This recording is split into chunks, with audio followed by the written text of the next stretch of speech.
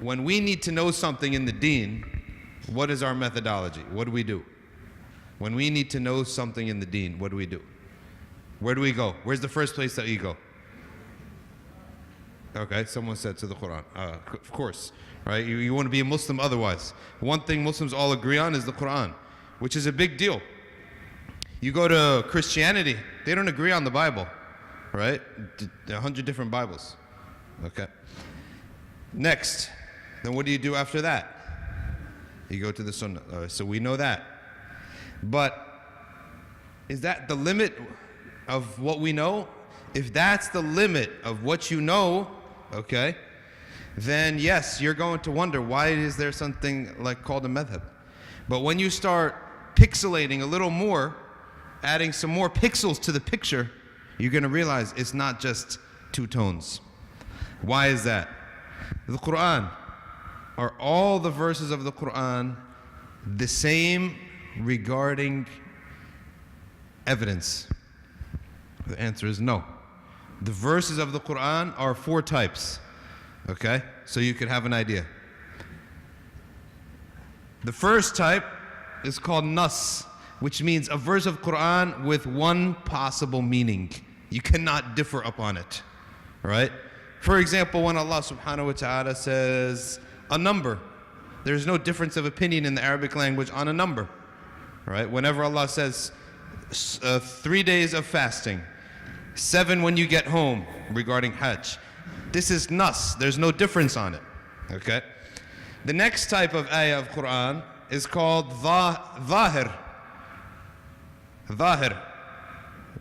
which means that there is a dominant meaning and then there's lesser meanings, right? A dominant meaning and then there are lesser meanings, okay?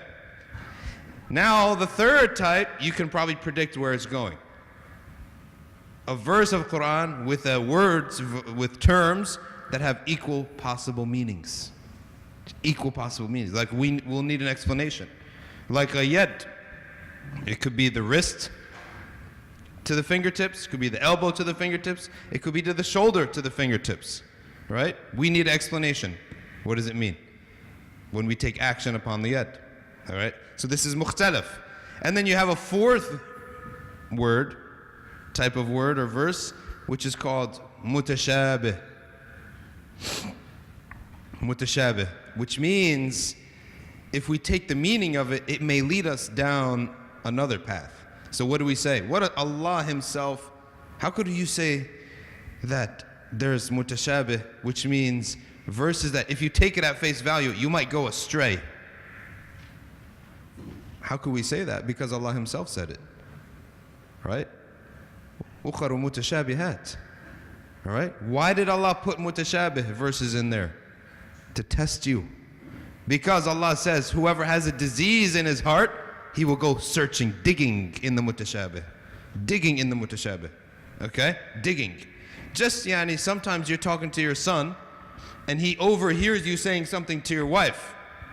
And he says, oh, what was that, Dad? What do you tell him? It's none of your business. Right? Don't ask questions on that.